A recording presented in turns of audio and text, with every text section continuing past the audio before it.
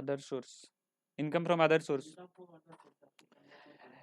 যে ইনকাম তোমার চারটে হেডে আসবে না, ওপরের চারটে হেডে, ওপরের বলতে salary, business, profession, house property, capital gain, যে ইনকাম এই চারটে হেডে আসবে না সেই ইনকাম এসে যাবে আদার সোর্সের হেডে। ঠিক আছে, আদার সোর্সের হেড হচ্ছে রেসিডুয়াল হেড, রেসিডুয়াল পড়ে থাকবে, যা ইনকাম ওই চারটে হেডের বাদ দিয়ে বাকি সব ইনকাম এই হেডে এসে যাবে। তো আমরা দেখে নেব কি কি ইনকাম রয়েছে। যেমন dividend income, dividend income always কোথায় আসবে? আদার সোর্সের হেডে। লটারি ইনকাম, ঠিক আছে, লটারি আর ক্রসওয়ার্ড পাজেল থেকে income, race, horse race, betting, gambling, এসব কার্ড গেম।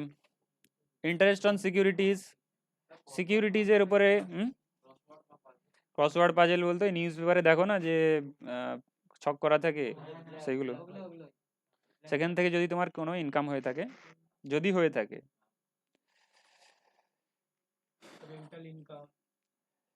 আচ্ছা, ইন্টারেস্ট অন সিকিউরিটিজ বলতে ইন্টারেস্ট অন ডিবেঞ্চার, বন্ড, এসব। রেন্টাল ইনকাম, তুমি যদি মেশিনারি ভাড়ায় দিয়ে থাকো, প্ল্যান্ট ভাড়ায় দিয়ে থাকো, ফার্নিচার দিয়ে দিয়ে থাকো, আর যদি সেটা বিজনেস ইনকামে না দেখাও, যদি তোমার বিজনেসই হয় কি প্ল্যান্ট মেশিনারি ভাড়ায় দেওয়া, তাহলে তো তুমি সেটা বিজনেস ইনকামেই দেখাবে। কিন্তু ধরো কোনো একবার দিয়েছিলে, দুবার দিয়েছিলে, তোমার সেটা বিজনেস নয়, পড়েছিল দিয়ে দিলে, ইউজ কর, কেউ চেয়েছিল আর কি, তো সেক্ষেত্রে এক আধবার দিয়েছো, তো সেটা তুমি কোথায় দেখাবে? আদার সোর্সেসে দেখিয়ে দিবে। কিম্যান ইন্স্যুরেন্স, কিম্যান ইন্স্যুরেন্স পলিসি রিসিপ্ট, এমপ্লয়ীদের কিম্যান কারা? যারা এমডি কিম্যান আর চিফ এক্সিকিউটিভ অফিসার, এদের লাইফের উপরে ইন্স্যুরেন্স করা হয় কেন? তাকি এমপ্লয়ার, তাকি ওই এমপ্লয়ি ছেড়ে না যায়, তাকি ওই এমপ্লয়ি ছেড়ে না যায়, মানে তাকে উম, যখন কোনো এমপ্লয়ি তোমার অর্গানাইজেশনের অনেক বেশি কাজে আসছে, তুমি কি করবে? তাকে রাখার চেষ্টা করবে, তাকে বিভিন্ন ধরনের সুবিধা দেওয়ার চেষ্টা করবে। কিম্যান ইন্স্যুরেন্স হচ্ছে সেই ধরনের। কিম্যান ইন্স্যুরেন্স বলতে তোমার হাই লেভেল এমপ্লয়ির ওপরে, কিম্যান যার উপরে তোমার অর্গানাইজেশনের প্রফিট ডিপেন্ড করছে, অর্গানাইজেশনকে যে লিড করছে, তাদেরকেই তো কিম্যান বলা হবে। তো তাদের লাইফের উপরে ইন্স্যুরেন্স করালে ইন্স্যুরেন্স প্রিমিয়াম তো কোম্পানি দিচ্ছে, কিন্তু সেখান থেকে যে টাকা সে পাবে রিটায়ারমেন্টের পরে, মানে লাইফ, তোমার পলিসির ম্যাচিউরিটিতে যে টাকা সে পাবে, সেটা হচ্ছে কিম্যান ইন্স্যুরেন্স পলিসি রিসিপ্ট। সেটা কোন হেডে এসে যাবে? ইনকাম ফ্রম আদার সোর্সেস হেডে এসে যাবে। বুঝতে পারলে? ট্যাক্সেবল অ্যাজ স্যালারি ইনকাম আর business income. Suppose suppose keyman insurance policy যেটা নেওয়া হয়েছিল, সেটা রিসিপ্ট এসে গেছে, মানে সেটা এমনভাবে করা হয়েছিল যে সেটা রিসিপ্ট পাওয়া যাচ্ছে during the during the employment, টাকা চলে আসছে, মানে যার লাইফের উপরে পলিসিটা নেওয়া হয়েছিল সে ডিউরিং দ্য এমপ্লয়মেন্ট টাকাটা পেয়ে গেছে, মানে রিটায়ারমেন্টের পরে নয়, এমপ্লয়মেন্ট চলছে তখনই পেয়ে গেছে। সেক্ষেত্রে কিন্তু আদার সোর্সে হবে না, তখন চলে যাবে স্যালারি হেডে, তখন চলে যাবে স্যালারি হেডে, কারণ তার তো এমপ্লয়মেন্ট চলছে না, সেই ডিউরিং দ্য এমপ্লয়মেন্ট টাকা পেয়েছে। যদি তখন আদার সোর্সে এসে যায়, তখন আদার সোর্সে এসে যায়। কিম্যান ইন্স্যুরেন্স পলিসি, কিম্যান বলতে হাই লেভেল এমপ্লয়ির উপরে ইন্স্যুরেন্স করা হয়েছে। যদি পলিসিটা এমন হয় কি টাকাটা বিজনেসই পাবে, ঠিক আছে, টাকাটা বিজনেসই পাবে, মানে কোম্পানিই পাবে, তাহলে সেটা বিজনেস ইনকাম হিসাবে দেখানো হবে, সেই কোম্পানির বিজনেস ইনকাম। যদি এমন হয় কি এমপ্লয়ি পাবে কিন্তু ডিউরিং দ্য এমপ্লয়মেন্ট পেয়ে গেছে, বা পাবে, তো সেক্ষেত্রে স্যালারি হিসাবে দেখানো হবে ওই টাকাটাই। যদি রিটায়ারমেন্টের পরে পায় তাহলে আদার সোর্স হিসাবে দেখানো হবে। বুঝতে পারলে? হ্যাঁ, সেই সেই না না না না, ট্যাক্স কেন কাটবে? ট্যাক্স এখানে কোনো তো কাটার নেই, এখানে টিডিএস এর কোনো প্রবলেম নেই। এখানে টিডিএস এর চ্যাপ্টারে আমরা যাব কোন কোন সিচুয়েশনে ট্যাক্স কাটে সেখানে আমরা দেখব। তো যদি রিসিপ্ট হয়ে থাকে, যেই বছরেই রিসিপ্ট হবে সেই বছরেই ট্যাক্স মানে ট্যাক্সেবল ইনকামের মধ্যে ধরা হবে।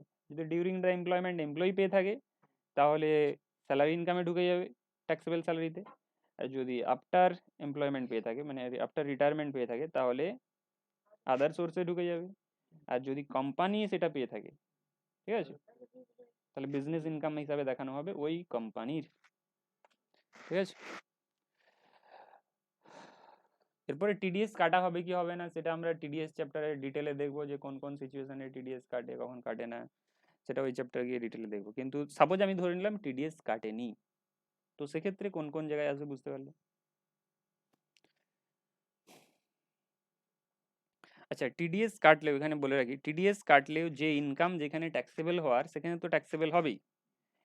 টিডিএস কাটলেও যে ইনকাম ট্যাক্সেবল হওয়ার সেটা তো সেইখানে ট্যাক্সেবল হবেই।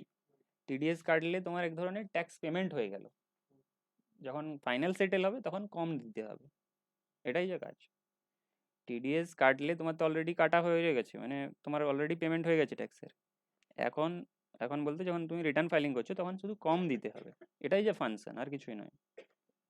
সাপোজ ধরুন আমি ওখান থেকে ইন্স্যুরেন্স থেকে 5 লাখ টাকা এমপ্লয়ি পেলো, ঠিক আছে, আর তার 5 লাখ টাকা যখন স্যার পাবে তাকে ট্যাক্স কেটে তার কাছে ঢুকবে, 5 লাখ টাকা তো পুরো ঢুকবে না। এবার হ্যাঁ, তার যখন ট্যাক্সেবল স্যালারিতে সেই ফাইন্যান্সিয়াল ইয়ারে ঢুকছে তখন তার আলাদা স্ল্যাবে পড়ে যাচ্ছে, না না আলাদা স্ল্যাবে না, যে যেই ইনকামটা হিসাবে, আলাদা স্ল্যাবে পড়ে যাচ্ছে, তখন কি আবার ট্যাক্স পে করবে ওর উপর, মানে টোটাল ইনকামের উপর? না না কোন ইয়ারে পড়ছে বলুন, সাপোজ কোনো উনিশ একটা কুড়িতে, ফাইন্যান্সিয়াল হ্যাঁ ইয়ার ধরুন, ঠিক উনিশ আছে, কুড়িতে সে পেয়েছে 5 লাখ, পেয়েছে না 5 লাখ কেটে পেয়েছে, 5 লাখ কেটে পেয়েছে, তার মানে সাপোজ 6 লাখ ছিল, ছ সাপোজ লাখ 6 লাখ ছিল, ছিল, 5 5 লাখ লাখ কেটে পেয়েছে। পেয়েছে। এবার তো তার যে স্যালারি আছে সেই হুম, স্যালারিতে সে 30% দিত না, 30% স্যালারি হ্যাঁ দিত দিত না, না, তার আগে স্টেজটাই ছিল। বাট ওই 5 লাখ ঢোকার পর সে তার স্যালারি আবার 30% হ্যাঁ ঢুকেছে, ইতে ঢুকে গেল, তাহলে তার একটা ইনকামের উপরে তাকে ডবল বার ট্যাক্স পে করতে হবে। হ্যাঁ পে করতে হয়েছে তো কি হয়েছে। আর তোমার ইনকাম, তোমার কোনোই বছরের তো সেই ইনকাম, ক্ষেত্রে সে শো করবে না যে আচ্ছা আগে টিডিএস দিয়ে দিয়েছি, তাহলে আমি পার্টিকুলার টিডিএস আগে দিয়ে দিয়েছি বলতে তো ওইরকম তো হয় যখন না। আবার 6 লাখ টাকা কেটে এসে 5 লাখ হলো। হ্যাঁ, তো যেটা কাটা আছে সেটা তো অ্যাডজাস্ট হয়ে যাবে, যখন আপনি রিটার্ন ফাইলিং করবেন তখন তো অ্যাডজাস্ট হয়ে যাবে, ঠিক আছে। যতটা হচ্ছে ইনকাম সবকিছু হিসেব করে আপনার ট্যাক্স হলো যত টাকা, সেখান থেকে যত কাটা আছে সেটা মাইনাস হয়ে বাকিটা দিতে হবে, যেটা কাটা হয়ে থাকে সেটা অ্যাডজাস্টমেন্ট পাওয়া যায়। স্যার ধরুন আমার হচ্ছে 5 লাখ টাকা ইনকাম হয়েছে ইন্স্যুরেন্স থেকে। এবার ইন্স্যুরেন্সের যে টাকাটা ওটাতে অনেক সময় দেখা যায় যে আমার 5 লাখ টাকার উপর ট্যাক্স কেটে বাদ বাকি টাকাটা ব্যাংক অ্যাকাউন্টে ঢুকছে। তাহলে স্যার আমি তো একটা ইনকামের উপর একবার ট্যাক্স দিয়ে দিলাম, আবার ওই ইনকামটা বাস কি হচ্ছে ওটা স্টার্টিং। তোমার, তুমি যে ট্যাক্সটা দিয়ে রেখেছো তোমার নামে লেখা রয়েছে ওখানে যে তুমি ট্যাক্স দিয়েছো, তোমার তাহলে যখন সারা তখন বছরের কি হয়, ট্যাক্সটা হিসেব করা হলো তারপর ওই ট্যাক্সটা মাইনাস হবে, বাকিটা মাইনাস দিতে হবে, অলরেডি ওখান থেকে অ্যাডজাস্টমেন্ট হয়ে যাবে। অ্যাডজাস্টমেন্ট হবে বললাম তো। সেটা হলে 20,000 টাকা দিয়ে দেবে। আচ্ছা, এরপরে এসে যাও তাহলে interest on compensation. Interest on compensation TDS চ্যাপ্টারে যখন যাবো, টিডিএস এর সেপারেট চ্যাপ্টার রয়েছে, ঠিক আছে, সেখানে আরো ডিটেলে বুঝতে পারবে। ইন্টারেস্ট অন কম্পেনসেশন, এটা কি ইন্টারেস্ট অন কম্পেনসেশন? সাপোজ তোমার ভলেন্টারিলি ল্যান্ড অ্যাকুইজিশন করে নিয়েছে, কে করে নিয়েছে? Government, government voluntarily land acquisition করে নিয়েছে, কম্পেনসেশন তোমাকে দিয়েছে, কিন্তু কম্পেনসেশন যেই ডেটে তোমার ল্যান্ড অ্যাকুইজিশন করেছে তারপরে কম্পেনসেশন এসেছে, তার মানে যে ডেটে তোমার ল্যান্ড অ্যাকুইজিশন হলো আর যে ডেটে তুমি টাকা পেলে তার মধ্যে গ্যাপ রয়েছে, ওই গ্যাপের যে ইন্টারেস্ট সেটাও কোন হেডে এসে যাবে? আদার সোর্সেস হেডে এসে যাবে। এবং সেটাও স্যার এই ট্যাক্সেবল স্যালারি এ তো আদার সোর্সের হেড পড়ছে, এখানে আমি সব আদার সোর্সের হেডের কথা বলছি, ঠিক আছে। এখানে যা যা পড়ছেন আদার সোর্সের হেডে, এখানে একটা মাত্র ছিল কিম্যান ইন্স্যুরেন্স। কিম্যান ইন্স্যুরেন্সে বলা হলো যেটা রিটায়ারমেন্টে যদি পায়, রিটায়ারমেন্টের পরে যদি পেয়ে থাকে তবে এখানে আদার সোর্সে আছে। আচ্ছা, employees contribution to provident fund, provident staff welfare scheme means, staff welfare scheme means provident ফান্ডের কথাই চলছে। এমপ্লয়ি যেটা কন্ট্রিবিউট করে থাকে, এমপ্লয়ি যেটা কন্ট্রিবিউট করে থাকে সেটা সেটা কি হয়ে যাবে, ইনকাম হয়ে যাবে। কার ইনকাম হয়ে যাবে? কোম্পানির ইনকাম হয়ে যাবে। কোম্পানি সাপোজ এমপ্লয়ি থেকে কেটে রেখে দিয়েছে, কোম্পানি সাপোজ এমপ্লয়ি থেকে কেটে রেখে দিয়েছে, সেটা জমাই করেনি, তার মানে কি সেটা আদার সোর্সের ইনকাম হিসাবে ধরা হবে কোম্পানির, বিজনেসের। যদি জমা করে দেয় সেটা তো তাহলে আর ইনকামই হচ্ছে না, কেটে রেখে দিলে তখন তখন ইনকাম হিসাবে ট্রিট হয়ে যাবে, আদার সোর্সের ইনকাম হিসাবে। এরপরে অ্যাডভান্স মানি ফরফিটেড। Forfeited means সাপোজ তোমার কোনো অ্যাসেট তুমি বিক্রি করবে, সাপোজ তুমি কাউকে বলেছো কি আমার ল্যান্ডটা আমি বিক্রি করব 50 লাখে, হ্যাঁ, ঠিক আছে, কে বললো আমি কিনবো, আমি এখন 5 লাখ টাকা দিচ্ছি, পরে 45 দিব, তো সে আর পরে দিল না, ঠিক আছে, তুমি কি করলে ওই 5 লাখ টাকা ফরফিট করে নিলে, মানে আর দিলে না, কারণ সে যেহেতু আর নেয়নি, তোমার সাথে এগ্রিমেন্ট করেছে নেবে বলে কিন্তু নেয়নি, ওই তুমি টাকাটা 5 লাখ পুরো টাকা আর আর দিলে না, তো হয় না। ওটাই হচ্ছে অ্যাডভান্স মানি ফরফিটেড। তো অ্যাডভান্স মানি ফরফিট করে নিলে যে কোনো ক্যাপিটাল অ্যাসেট ট্রান্সফারের কেসে, তো সেটা হয়ে যাবে আদার সোর্সের income. Value of property received without consideration. যদি কোনো প্রপার্টি পেয়ে থাকো উইথাউট কনসিডারেশনে, যদি কোনো প্রপার্টি পেয়ে থাকো উইথাউট কনসিডারেশনে, Consideration মানে তোমাকে এ গিফট করে দিয়েছে, এ বলছে আমার তো অনেক ল্যান্ড রয়েছে, আমি তোমাকে একটা দিয়ে দিচ্ছি ল্যান্ড, ঠিক আছে, গিফটের কেস আমি পরে আসছি। গিফট গিফট, আমাকে গিফট করলো। হ্যাঁ, বা কনসিডারেশন দিয়েছে, বলছে 50 লাখের ল্যান্ড তুই আমাকে 5 লাখ দিয়ে দে, ঠিক আছে আমি 50 লাখের ল্যান্ড তোর নামে করে দিচ্ছি। তো তুমি যে ল্যান্ডটা পেলে সেটা ইনঅ্যাডিকুয়েট কনসিডারেশনে পেলে, ইনঅ্যাডিকুয়েট কনসিডারেশন, বা যদি উইথাউট কনসিডারেশন হয় বা ইনঅ্যাডিকুয়েট কনসিডারেশন হয়, তাহলে যতটা তুমি বেনিফিট পেলে মার্কেট ভ্যালু থেকে, সেটা হয়ে যাবে তোমার আদার সোর্সের ইনকাম। দিতে হবে, ঠিক আছে, তাহলে 50 লাখের জায়গায় 5-এ পেয়ে গেলাম। যদি দেয় আমি এখন আরও কিছু রয়েছে দেখো, ডাইরেক্টর ফিজ, ডাইরেক্টররা যে ফিজ নিয়ে থাকে ডাইরেক্টর সার্ভিস দেওয়ার জন্য, সেটা আদার সোর্সের ইনকাম এসে যাবে। ইনকাম ফ্রম সাবলেটিং, সাবলেটিং বলতে তুমি কারো কাছ, ডাইরেক্টর ফিস কোম্পানি পে করে না, কি জিনিস? ডাইরেক্টর ফিস মানে ডাইরেক্টর ফিজ বলতে তুমি ধরো কোনো কোম্পানির ডাইরেক্টর হতে চাইছো, হ্যাঁ, তো ইন্ডিপেন্ডেন্ট ডাইরেক্টর থাকে তো জানো তো, কোম্পানির ইন্ডিপেন্ডেন্ট ডাইরেক্টর, কোম্পানির ডাইরেক্টর হয় ইন্ডিপেন্ডেন্ট ডাইরেক্টর। ডাইরেক্টর হতে গেলে মানে কি কি কোম্পানিতে ডাইরেক্টর হয় কি হয় না, সাপোজ তুমি তুমি কেমিক্যাল ইঞ্জিনিয়ার, হুম, ঠিক আছে, তোমাকে কোনো কোম্পানি চাইছে যে কেমিক্যাল ম্যানুফ্যাকচার করে, তোমাকে সেই কোম্পানি ডাইরেক্টর করতে, তাকে তুমি ভালো করে ডাইরেকশন দাও কোম্পানিকে, কোম্পানিকে গ্রোথ পৌঁছাও, তো তোমাকে প্রত্যেক বোর্ড মিটিংয়ে যেতে হবে, তুমি যেহেতু ডাইরেক্টর রয়েছো, তোমার ফিজ রয়েছে পার বোর্ড মিটিংয়ে 1 লাখ টাকা কি 50,000 করে, তাহলে ফিজ যেটা তুমি পাচ্ছ সেটা, সেটা তো তুমি তো ওখানে এমপ্লয়ি নয়, এমপ্লয়ি প্রতিদিন যাও, ডাইরেক্টরশিপ সার্ভিস প্রোভাইড করো, ডাইরেক্টর ডাইরেকশন দিয়ে থাকো, তো ওটাই হবে তোমার আদার সোর্সের ইনকাম, তুমি যেটা 50 লাখ পেলে, 50,000 পেলে বা 1 লাখ পেলে, ইন্ডিভিজুয়ালের ক্ষেত্রে। Income from subletting. Income from subletting, তুমি ভাড়ায় নিয়ে আবার কাউকে ভাড়ায় দিয়েছো, তাহলে আমি সাপোজ এই বিল্ডিংটা ভাড়ায় নিলাম 10,000, 50,000 করে, ঠিক আছে, আমি আবার কাউকে দিয়ে দিলাম 60,000-এ, ঠিক আছে, তো 10,000 টাকা আমি যেটা পাচ্ছি সেটা আমি কি দেখাবো, আদার সোর্সের ইনকাম হিসেবে দেখাবো। Interest on bank deposit or loan, এটা তো জানোই ইন্টারেস্ট, এটার বলার কি আছে। Agriculture income. এগ্রিকালচারাল ইনকাম, আমরা জানি কি agricultural income in India taxable নয়। কি হলো তোমার মোবাইল কেন শব্দ করছে? লাস্ট পয়েন্ট কি ডিসকাস করেছি বলো?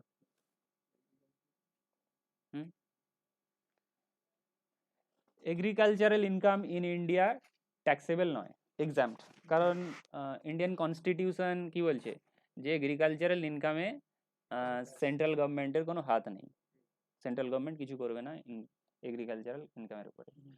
তো এগ্রিকালচারাল ইনকাম ইন ইন্ডিয়া এক্সাম্পট, যদি আউটসাইড ইন্ডিয়া থেকে তুমি এগ্রিকালচারাল ইনকাম পেয়ে থাকো সেক্ষেত্রে কিন্তু ট্যাক্স দিতে হবে। সাপোজ আউটসাইড ইন্ডিয়াতে নেপালে তোমার ল্যান্ড আছে, সেখান থেকে কিছু ইনকাম হচ্ছে।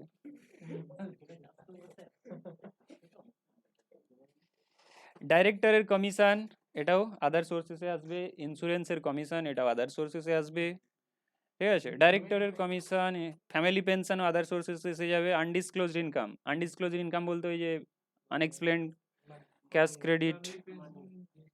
ফ্যামিলি পেনশন বলতে কোনো এমপ্লয়ি ছিল, সে চাকরি করতো এখানে, ঠিক আছে, কোনো অর্গানাইজেশনে, সে মারা গিয়েছে, তো তার ফ্যামিলি যে টাকা পাচ্ছে সেটাই ফ্যামিলি পেনশন। তার ওয়াইফ সাপোজ পাচ্ছে, তাহলে ওয়াইফের কাছে যে টাকাটা আসছে পেনশন, তো সেটা আদার সোর্সের হেডেই দেখানো হবে, স্যালারি হেডে নয়, কারণ সে কি চাকরি করেছিল, কাজ করেছিল, কাজ তো করেনি। হ্যাঁ, তারই হেডে। যে চলে গেছে, যে চলে গেছে তার তো কেস ক্লোজ হয়ে গেছে, কিন্তু টাকাতেই পাচ্ছে, সেটা কোন সোর্সে দেখাবে, কোন হেডে দেখাবে ইনকামটা? আদার sources as a family income. হ্যাঁ, সেই যখন তার রিটার্ন ফাইলিং করবে, কোম্পানি থেকে নয়। হুম হুম। কোম্পানির কি করে, কোম্পানির তো খরচা হবে, তুমি তোমার ইনকাম এটা তো ভাবাই যাবে না। তুমি কোম্পানির দিক থেকে কখন ইনকাম বলবে, যদি যখন ইনকাম আসছে, এটা তো কোম্পানির দিক থেকে খরচা। এখানে যতগুলো দেখতে পাচ্ছি কোম্পানির দিক থেকে যদি দেখো সবই তো খরচা। It's for individual.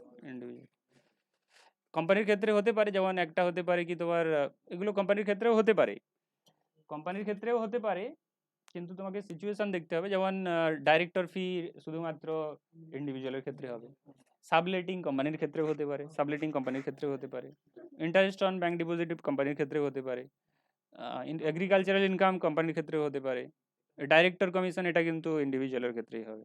Insurance commission এটা কোম্পানির ক্ষেত্রেও হতে পারে, ইন্ডিভিজুয়ালের ক্ষেত্রেও হতে পারে, ঠিক আছে।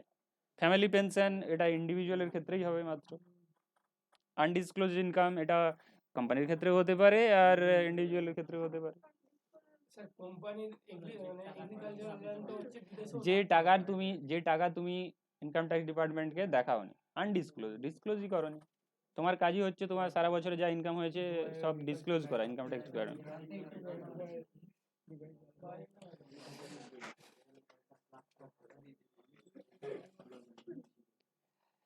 এটা স্যার এরপর এসে যাও ট্যাক্সেবিলিটি অফ গিফট।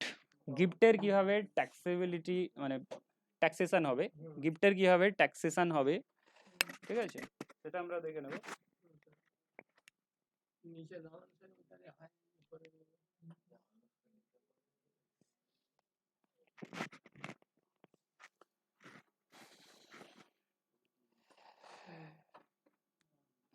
গিফট, গিফট যদি তুমি ক্যাশে পেয়ে থাকো, গিফট যদি তুমি ক্যাশে পেয়ে থাকো বা এফডি, এনএসসি, তোমার নামে এফডি বানিয়ে দিয়েছে, তোমার নামে এনএসসি করে দিয়েছে, ন্যাশনাল সেভিং সার্টিফিকেট, ওটাও টাকা জমা করা।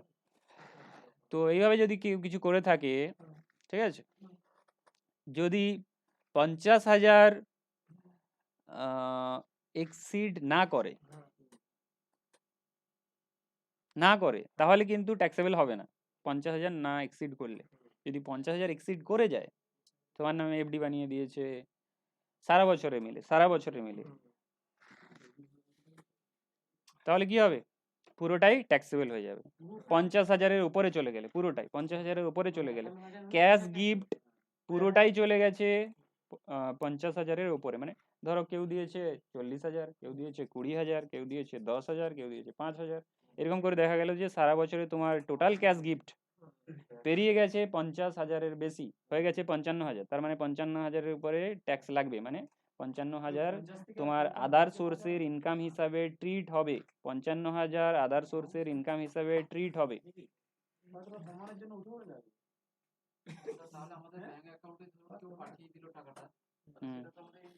ইনকাম হয়ে যাবে। তোমার ইনকাম 2.5 লাখের কম আছে, তাছাড়াও সেই জন্য ছোটখাটো কেসে ধরে না, তো তোমার ওটা কোটিতে বলো, তাহলে কোটি পাঠাতে বলবে, যে পাঠাচ্ছিল কোটি পাঠাতে বলবে।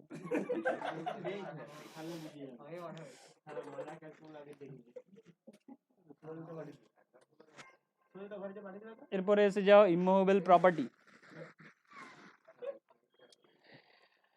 ইমুভেবল প্রপার্টির কেসে কথা নয় ইমুভেবল প্রপার্টির কেসে তুমি যদি পেয়ে থাকো ফ্রিতে, মানে উইথাউট কনসিডারেশনে বা ইনঅ্যাডিকুয়েট কনসিডারেশনে, without consideration or without inadequate, দেখতে হবে তুমি যদি এরকম পেয়ে থাকো। প্রথম কথা তোমার উইথাউট কনসিডারেশনে আসো, সেক্ষেত্রে তোমাকে দেখতে হবে যে যে ইমুভেবল প্রপার্টিটা পেয়েছো সেই ইমুভেবল প্রপার্টির স্ট্যাম্প ডিউটি ভ্যালু কি 50,000-এর বেশি। স্ট্যাম্প ডিউটি ভ্যালু দেখতে হবে, স্ট্যাম্প ডিউটির ভ্যালুকে ডিটারমাইন করে স্টেট গভর্নমেন্ট। তো সেই প্রপার্টির স্ট্যাম্প ডিউটি ভ্যালু কি 50,000-এর বেশি যদি হয়ে থাকে তাহলে পুরোটাই ট্যাক্সেবল হয়ে যাবে, ঠিক আছে। ধরো স্ট্যাম্প ডিউটি ভ্যালু 60,000, তার মানে আদার সোর্সের ইনকাম কত 60,000, কারণ তুমি কোনো কনসিডারেশন পে করনি, কোনো কনসিডারেশনই ওকে পে করনি। আর যদি স্ট্যাম্প ডিউটি সাপোজ তুমি কিছু কনসিডারেশন পে করেছো, তাহলে দেখতে হবে যে তোমার স্ট্যাম্প ডিউটি ভ্যালু রয়েছে আর তুমি যত টাকা পে করেছো ওকে তার ডিফারেন্স যেটা স্ট্যাম্প ডিউটি ভ্যালু আর তুমি যত টাকা পে করেছো তার যে ডিফারেন্স সেটা কি 50,000-এর বেশি। যদি 50,000-এর বেশি হয় সেই ডিফারেন্সটা, তাহলে ট্যাক্সেবল হয়ে যাবে যতটা ডিফারেন্স তোমাকে। টাকা পেমেন্ট, হ্যাঁ, টাকা পেমেন্ট বা যে কোনো, একটা ছোটখাটো হ্যাঁ সাপোজ এ তোমাকে একটা বিল্ডিং লিখে দিল যেটার স্ট্যাম্প ডিউটি ভ্যালু 5 লাখ, তুমি একে দিয়েছো 4 লাখ, তার মানে স্ট্যাম্প ডিউটি ভ্যালু আর তুমি যে কনসিডারেশন পে করেছো ডিফারেন্স কত আছে 1 লাখ, যেটা কি 50,000-এর বেশি। তার মানে এখানে ধরে নেওয়া হবে যে তোমার 1 লাখ টাকা আদার সোর্সের ইনকাম, যেটা তুমি বেনিফিট পেয়েছো।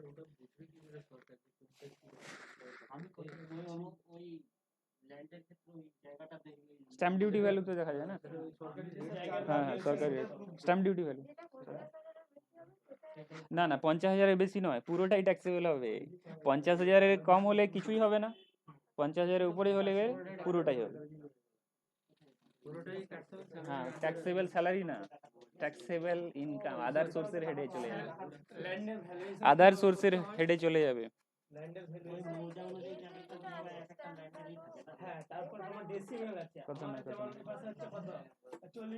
কথা নয় ভ্যালুয়ারের কাছে চলে যাবে। কি বলছো?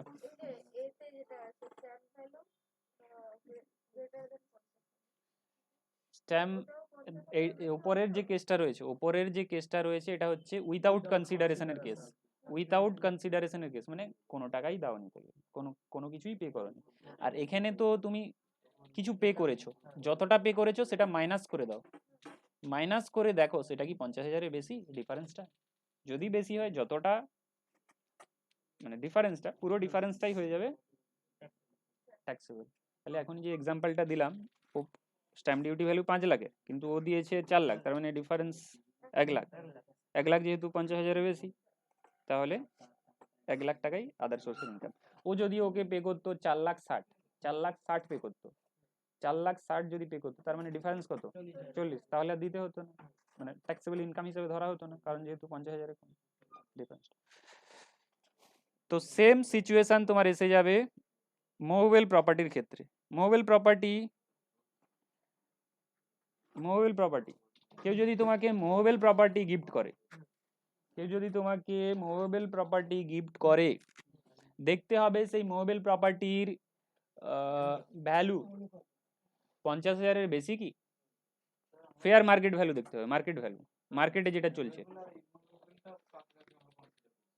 মুভেবল প্রপার্টি, ল্যান্ড বিল্ডিং হচ্ছে ইমুভেবল প্রপার্টি, বাকি সব তো মুভেবলই। মুভেবল প্রপার্টির ক্ষেত্রে এখানে মুভেবল প্রপার্টি ডেফিনেশনে আছে, কি কি মুভেবল প্রপার্টির ডেফিনেশনে নেওয়া হবে সেটা পরে আসছি, এখন শুধু রুলটা দেখে নাও। যদি ফেয়ার মার্কেট ভ্যালু, যে মুভেবল প্রপার্টি তুমি পেয়েছো তার ফেয়ার মার্কেট ভ্যালু যদি 50,000-এর বেশি হয়, তাহলে পুরোটাই ট্যাক্সেবল। সাপোজ আমি এটা একটার এক্সাম্পল দিলাম, সাপোজ 4 জনের কাছ থেকে মুভেবল প্রপার্টি পেয়েছো, 4 জনের মুভেবল প্রপার্টি মিলিয়ে তোমার 50,000 বেশি হয়ে যাচ্ছে, তার মানে তুমি সারা বছরে তো 50,000-এর বেশি পেয়েছো ফ্রিতে মুভেবল প্রপার্টি, তার মানে পুরোটাই তোমার ধরে নেওয়া হবে আদার সোর্সের ইনকাম। এখানে সেই জন্য কি ওয়ার্ড লাগিয়ে রেখেছে, এগ্রিগেট। এই জন্য ওয়ার্ড লাগিয়ে রেখেছে এগ্রিগেট, মানে তুমি 4টে প্রপার্টি পেয়েছো মুভেবল প্রপার্টি, 4টের ভ্যালু অ্যাড করে দাও, ফেয়ার মার্কেট ভ্যালু 50,000 বেশি হলে পুরোটাই ট্যাক্স। না তো বলবে তো যে আমি তো 50,000 কম পেয়েছি, তাহলে 5 জনকে দিতে বলো কম কম করে।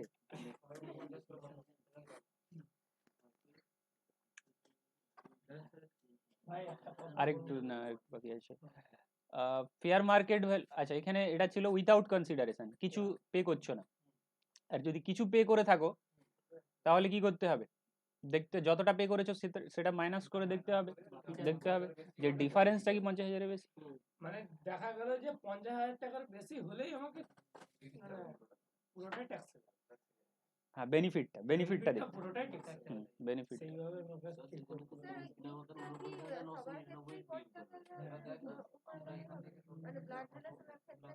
না সেটা পরে আসছি। স্যার প্রশ্ন হচ্ছে উপরে তো ক্যাশ গিফট আছে, এফডি আছে আর এনএসসি আছে, আমি যদি গোল্ড গিফট পাই বা প্ল্যাটিনাম, গোল্ড আপনার মোহবেলে চলে যাবে। মোহবেল, হ্যাঁ মোহবেল।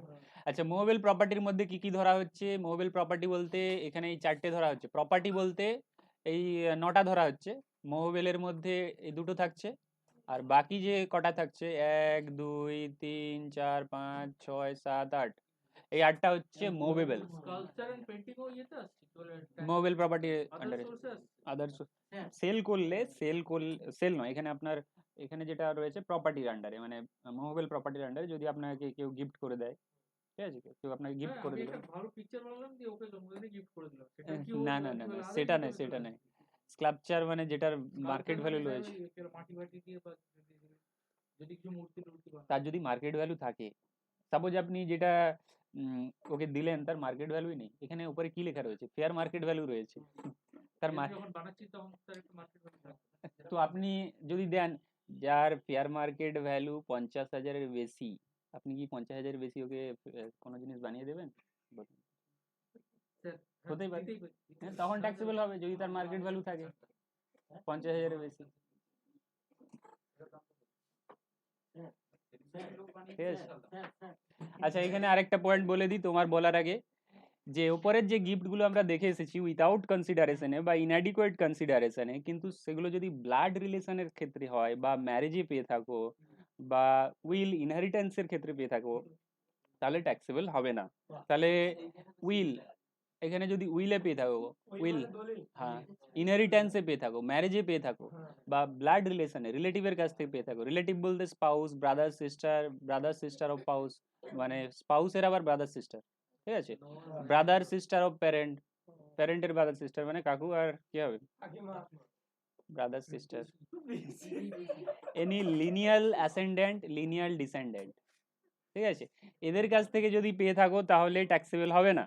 রিলেটিভের কাছ থেকে, ম্যারেজে পেলে, উইলে, ইনহেরিটেন্সে, ইনহেরিটেন্স বলতে বাবা মারা গেছে তোমার কাছে চলে আসছে, হ্যাঁ ইনহেরিটেন্সে, উত্তরাধিকারী সূত্রে পেয়েছো, তো বা death of payer or donor, donor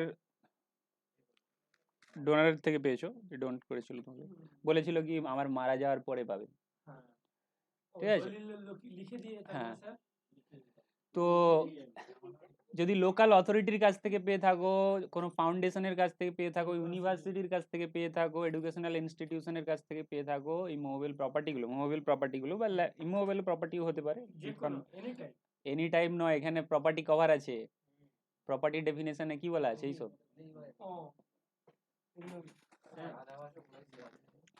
ঠিক আছে, যদি রিলেটিভের কাছ থেকে পেয়ে থাকো, ম্যারেজে পেয়ে থাকো, উইলে পেয়ে থাকো, ইনহেরিটেন্সে পেয়ে থাকো, ডোনারের কাছ থেকে পেয়ে থাকো তাহলে ট্যাক্সেবল হবে না, না তো উপরের রুল অ্যাপ্লাই করে ট্যাক্সেবল হবে।